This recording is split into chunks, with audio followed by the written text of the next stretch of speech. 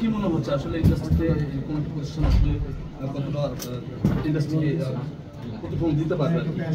আমার মনে হয় যে এই ধরনের প্রতিষ্ঠান যারা 360 ডিগ্রি অ্যাঙ্গেলে কাজ করে, মানে বড় প্রতিষ্ঠান তো তাদের সবকিছু নিজস্বই থাকে, সবকিছু সব সেক্টরে আছে। তো অনেক নতুন নতুন কোম্পানি আপনারা দেখবেন যে আমরা যখন ছোটবেলায় সেই কোম্পানির বিজ্ঞাপন দেখেছি তারা হারিয়েও গিয়েছে। সো লং রানে সাস্টেইন করতে পারে না অনেকে। তো আমার মনে হয় যে এরকম যদি এজেন্সি থাকে, এরকম এজেন্সি কিন্তু বলিউডে বলি বা হলিউডে বলি সব দেশেই আছে, আমাদের দেশেই বরঞ্চ নেই।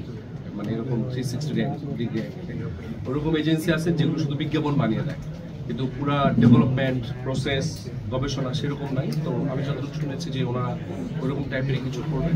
সো যারা একদম ব্র্যান্ড নিউ কোনো কোম্পানি, যারা ছোটোখাটো কোম্পানি আছে, তারা নিজেদেরকে যদি ব্র্যান্ড হিসেবে প্রমোট করতে চান, তো আমার মনে হয় যে এই ধরনের এজেন্সির মাধ্যমে বা ওনারা হয়তো ভালো কাজ করতে পারবে। তো এটা খুব দরকার আমাদের বাংলাদেশে।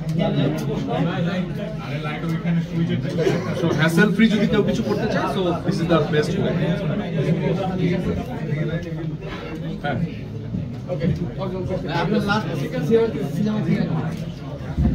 আমি এই তো গতকালই ডাবিং শেষ করলাম অনুদানের একটা ছবি ময়নার চর, এবং এই 10 তারিখে আবার একটা নতুন ছবি যাচ্ছি রবীন্দ্রনাথ ঠাকুরের জানা পাওনা। সো বিজ্ঞাপনের শুটিং করলাম। সো যেহেতু ফিল্মের মানুষ, ফিল্মের শুটিং চলছে, বিজ্ঞাপনের শুটিং চলছে, আমার কোম্পানি রিভার গার্ডেনের কাজ চলছে। সো ওভারঅল সব কিছু কাজকর্ম নিয়ে আসলে ইমন ভাই, বইমেলা শুরু হয়েছে, বইমেলায় কি যাওয়া হবে কিনা? বইমেলায় তো ইচ্ছা আছে, অবশ্যই যাবো ইনশাআল্লাহ একটা সুযোগ করে। কারণ আমি ছোটবেলা থেকে সবসময় বইমেলায় যাই, ঘুরতে যাই, বই কিনি নিজে। সো এবারও ইচ্ছা আছে যে এবারে বইমেলাটা কিরকম হয় সেটা দেখার। ধন্যবাদ ভাই।